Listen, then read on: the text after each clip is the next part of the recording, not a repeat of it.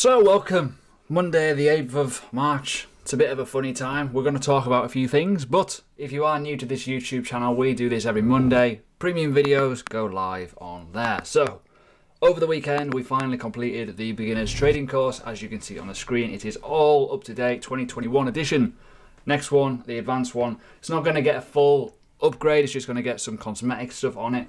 But the other two were basically from 2019, so they were quite old, quite dated, a lot of new stuff added, so it's much better. But enough of that. Let's talk about what is to come over the next coming week or so. We have got a 1.9 trillion bailout essentially from said money printer via the American government to tell us that, well, inflation is going to increase, it's going to be probably a bullish case for Bitcoin. Let's just invest in Bitcoin, right? That's kind of the game that we're playing here. Obviously not financial advice, but you need to understand the properties between monetary policy of printing out money to bail people out versus a solid, hard, scarce asset, which is therefore Bitcoin. Nothing else, just Bitcoin, right? So this is where we need to talk about. The first things first, stimulus payouts to begin this month essentially, and hopefully to speed up said vaccinations, injections and stuff like that, right? The biggest thing is we don't know how long it's going to take to roll out injections and all this kind of stuff regarding COVID-19. We don't know if there's going to be any more relief bills. 1.9 trillion is quite a hefty one. It's a big one. And at the utmost respect to anyone in America, you guys are probably in quite a bad state because you've not had anything for a while. A lot of people are dependent on this, and it's going to get very interesting to see what happens to the markets. But there's also going to be people that don't need it.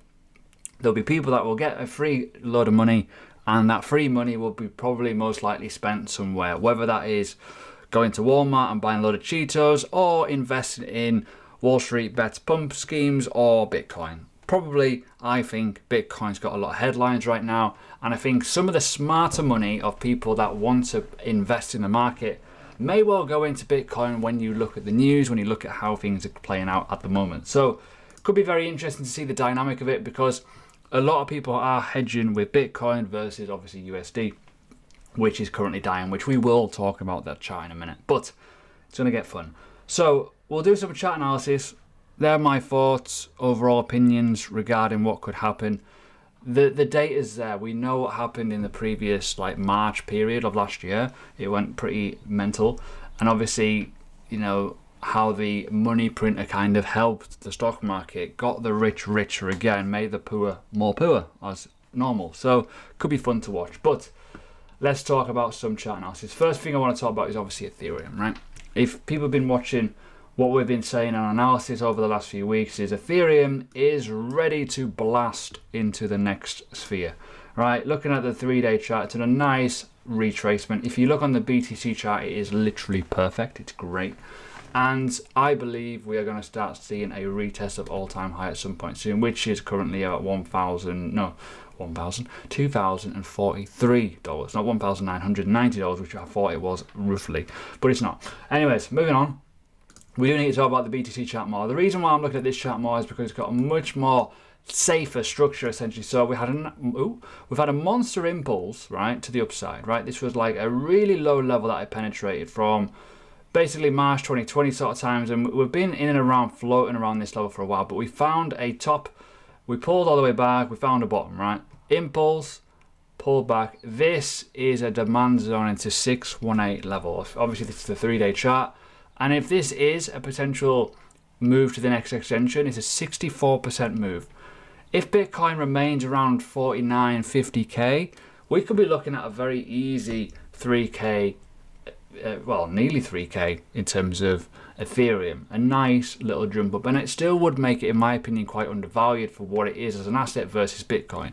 Bitcoin is obviously a massive tank right now. It's a king. It's unbelievable. It's like heading towards $1 trillion again. But Ethereum will, you know, look pretty dwarfed against it when he versus it, because it's obviously only going to be what, 200 billion market cap. So it's an interesting dynamic to notice how these kind of things play out. But we do need to talk about why that's kind of important. But I personally believe that this hasn't started yet. This is about to go, and we may well see a nice run to the upside over the next coming weeks, especially when you start to consider what the dominance chart is doing, what other metrics we need to look at in terms of outflow and inflow of what all kinds of dynamics. It's getting very interesting. When we do look at Bitcoin though, again, if we look at like the basics of this, I was expecting a move to play out where we were going to impulse down to these sort of levels, right? Give or take. But we appear to be starting to show a pattern of sideways motion, which is kind of important. So if we remove some of this noise now and keep it quite simple, we have had 1, 2, 3, 4, 5, 6, 7 days of pretty much nothingness. Yes, they are quite wild swings, but when you start to consider the fact that we're in this 11% window, it's been pretty controlled for now. For now, obviously, it's tempting fate here. This YouTube video is going to go out later. You're going to see this if you're on YouTube later. It might well play out wrong, but that's a good sign. 7 days in a channel, essentially. So that's one thing. So that would kind of make it a bit more interesting towards the world of potentially an alt season. If Ethereum is to go blast off into the next sphere, go for a little run, the biggest asset, which is not Bitcoin, is Ethereum. I've just mentioned it. 200 billion market cap. If that moves, the dominance is going to drop like a stone. And we're already seeing dominance dropping at the moment. And we're also seeing a bit of a shift in the motions of that already this morning, as you can see. So we're still, dominance chart, it looks an absolute mess. But it's gradually falling. So we need to keep an eye on it. But we do need to talk about the dollar chart. The dollar chart is important. Why is it important, you're probably asking? So the dollar chart, if you don't know, has been somewhat crap, right? Let's be honest. Whenever this printer goes, it will drop, right? So I'm expecting this to go up to this 92 level, give or take, this previous level of resistance. And as that printer turns on, I'm expecting that, right? The reason why, inflation, quantitative easing, all that kind of economic stuff that you probably don't care much about, but it's important. So when we start looking at how things have moved over the last few weeks, well, this is also important. On the top, right now, on the turd, here, literally, we're stopping on a turd, on a sixpence. This could be the next move down, in my opinion. So that's one level. Obviously, we've got other levels of resistance as well. The 618 as well from this top. So if we're talking from this top here, we've pulled back into this level, in and around this region. So it's very, very important. If this money printer goes in the next week, well, guess what? It's going to turn. If that does turn, we may be looking at potentially 64 and 65%, give or take, around these regions. Obviously, back in 2014, I believe, and 87, which is kind of, you know, again, same sort of region. So we could be looking at those extensions for the next run down. So that could be very, very interesting. So if we look at this region here, that could be very, very important. Now, when we go into the weekly time frame as well, we're looking at all kinds of levels. Now, why am I looking at this level here, down here? Well, this is important. It's obviously been a level of stopping.